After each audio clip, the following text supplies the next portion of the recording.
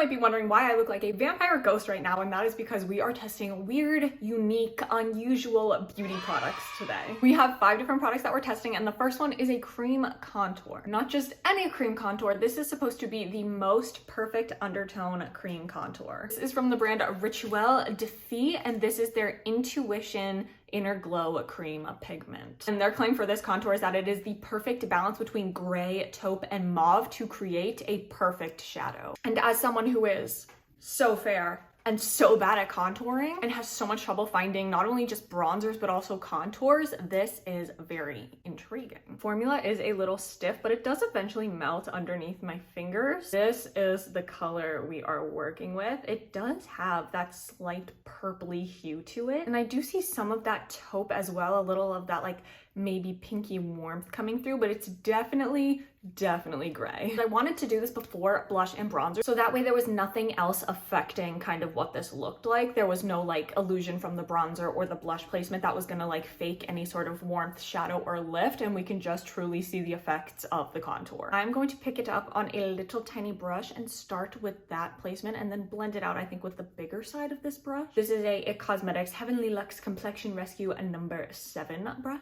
I'm going to pick it up straight from there, kind of evenly coat the brush. That's a lot of product, don't worry. I am going to then kind of buff it out on the back of my hand first. I'm gonna go underneath the hollows of my cheekbone, and then I like to go a little bit down with my contour. I find that like I have like when I smile, I have like a little bit of a chipmunk cheek going on, and so if I contour it up a little bit, it's gonna just make my cheeks look a little bit fuller. So I like to contour more into that hollow right there. That's not for everyone, that's just the placement that I prefer. I'm also by no means an expert at contouring, and then I think maybe just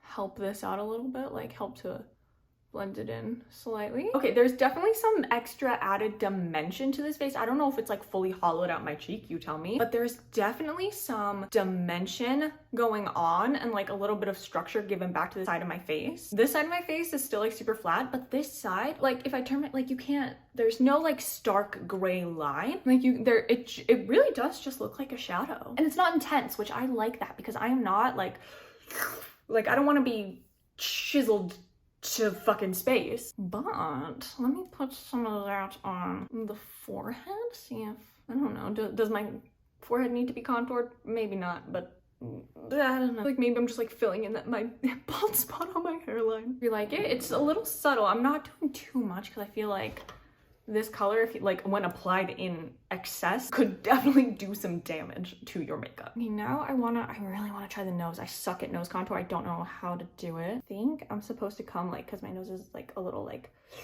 rounder, I'm supposed to come on top of the front of my nose. Okay, so it's all on this. It's on my forehead, on my nose. I think the nose contour is a little strong, but it's also on my cheek. And I think that having that taupe in here really helps keep it from being like a dead kind of cool contour. Like it's not purely gray, it's not purely purple. There is like that hint of the warmth that's behind that taupe coming through to help it really make the skin look alive. Okay, how are the cheekbones?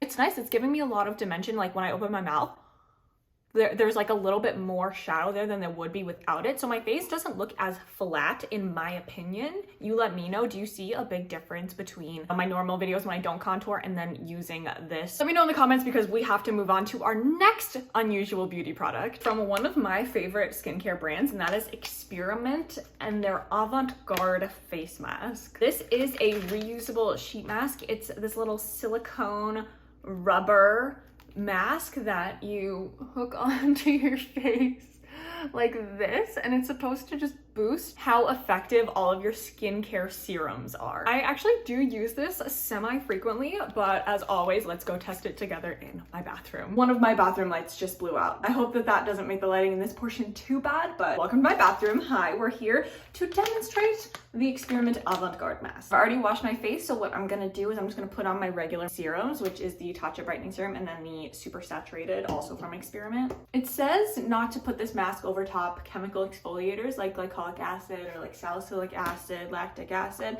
but it doesn't say anything about vitamin C. It says do not use on top of chemical exfoliants, acne treatments, or topical prescription products. Do not use on compromised skin. So any open wounds, don't use it. Normally I feel like this sinks into my skin relatively quickly. Like I put it on and then there's still like some stick to it, but that will go away in like, I don't know, 5 minutes, but not today. Okay, so this is our mask, and the way that you want to wear this mask is there's a little seam on one side that is not on the other side, and so the seam is what points outward. Again, I wish it came in like blue, because this I feel like is just a little crazy. But I will say these little ear loops, the way that they're like squiggly, look how far they stretch, and they don't hurt my ears at all. That's the reason that like I don't like things like this, is because they just like cut in behind the ears. This does not. These are super stretchy and comfy. It's made for like a three-dimensional face. There are some kind of masks like this, like if you've ever tried like a paper sheet mask, those are not made for a human face. I don't understand, but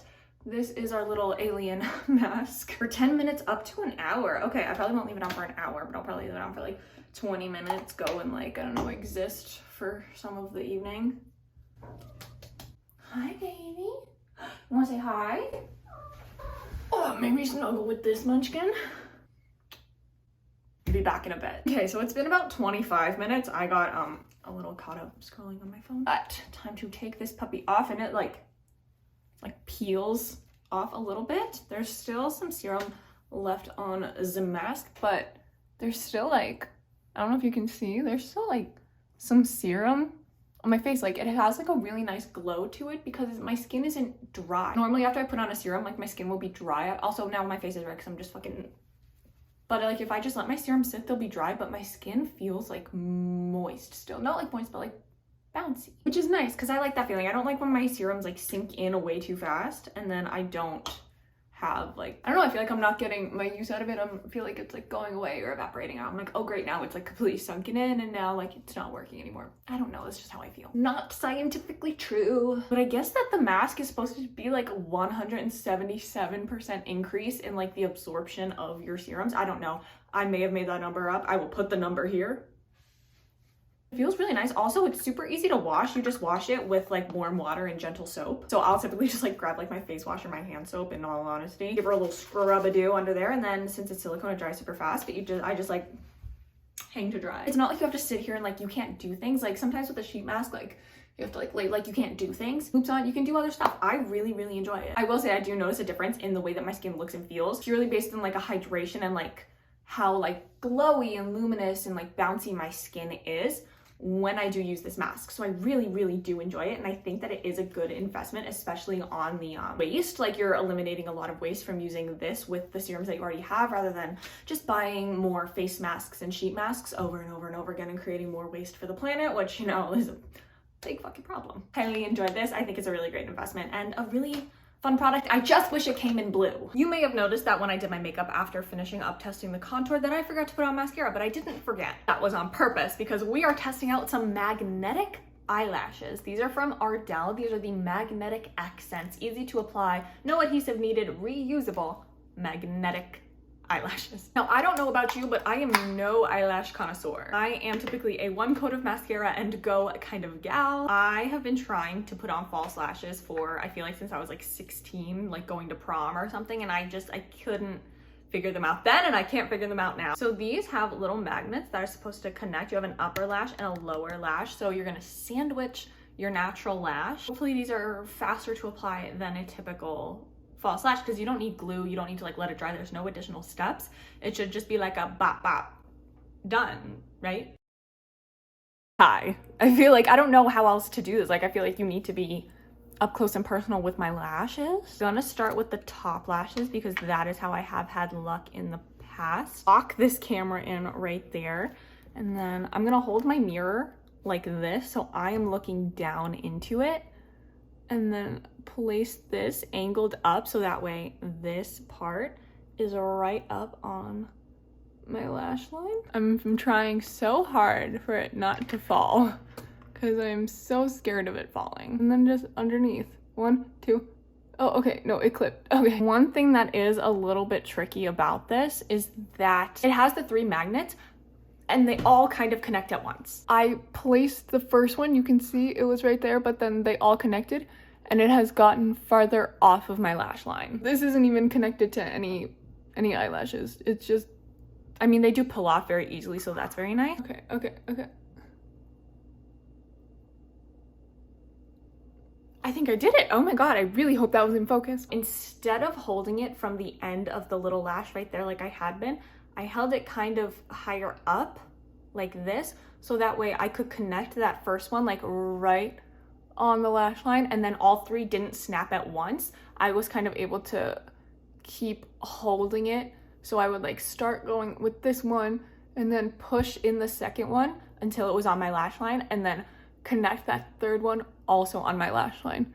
Because that, I hope you can see, that's right up on my lash line. It feels a little bit heavy, it feels a little bit awkward, but maybe that's just because I'm not used to false lashes. You know what, I don't think this is easier than a regular lash, because at least with the regular lash, like, you can really stick it where you want it.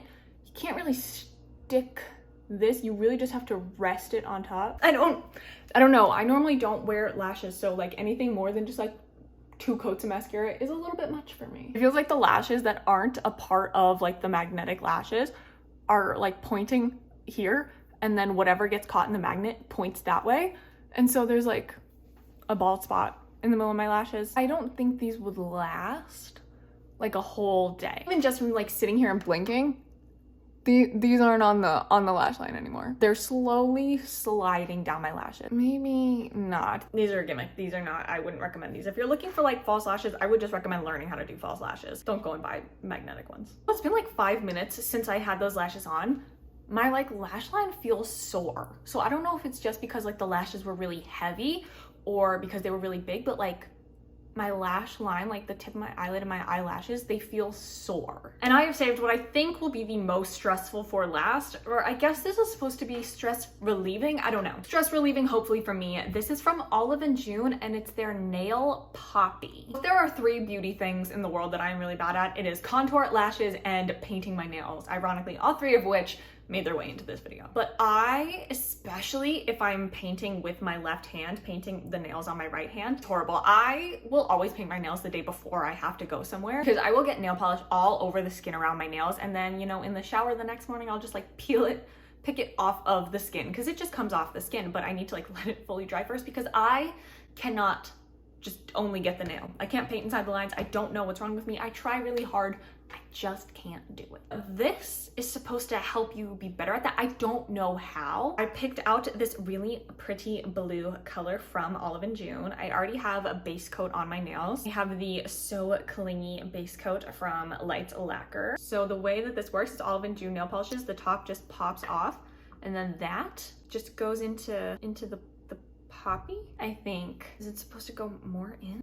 Because that feels like it's just gonna, wait, what? Okay, hold please. Okay, so you're supposed to twist it up like so. Find the flat side of the brush, which coincides with the flat side of this. Don't twist it back down. Just keep it on top. Line up one of the flat sides with like directly with the flat side of this, and then it says to shimmy this down. It's supposed to go in there, and then just, it says shimmy it down. I am shimmying. Okay, wait, okay. You have to put like a lot of elbow grease in there, and it says to leave a little bit of the white visible. So that's a little bit of the white visible, yes. I'm going to lay down a paper towel because I will stain my desk if I don't. I'm gonna try to like have my nails with the poppy and then have my nails without the poppy so we can see. I'm gonna do a couple on my left hand with and without, and then a few on my right hand with and without. Okay, I don't know if it's necessarily making it easier. I don't think it's making it harder by any means, but something about being farther away, because my hand is now here, where normally when you're painting your nails, your hand would be here. Now that my fingers are all the way up there, it's almost stressing me out a little bit because I feel like I have less control over the brush. So now I'm gonna take off the poppy and put the regular top back on. So you see, still messy with that finger. I will say, now that I'm back to just the regular nail polish holder, I do really like the feeling of the poppy. I think that it was really comfortable for my hand. Not that a nail polish brush is uncomfortable, but it was just like a really soft, kind of cushiony thing for me to hold on to. I'm still messy with that, so I guess the one finger that I didn't mess up on did have the poppy. You know what? I take it back. I take back anything negative I said about this poppy. The fact that it's like really squishy, I feel like I can get a really good grip on it, which for some reason, I don't know, I feel like it's helping. It's like maybe slowing me down a little bit because it is farther back. So it's almost forcing me to take my time and be a little bit more precise than if I'm just holding the regular nail polish. Painting with my dominant hand, oh no. Okay, ignore that because that is from this falling onto me. But painting with my dominant hand that normally I don't have many issues with. I had more mess ups on the fingers that I didn't use the poppy than I did. I mean, this happened after the fact, okay? This is because I knocked over the nail polish. It hit me.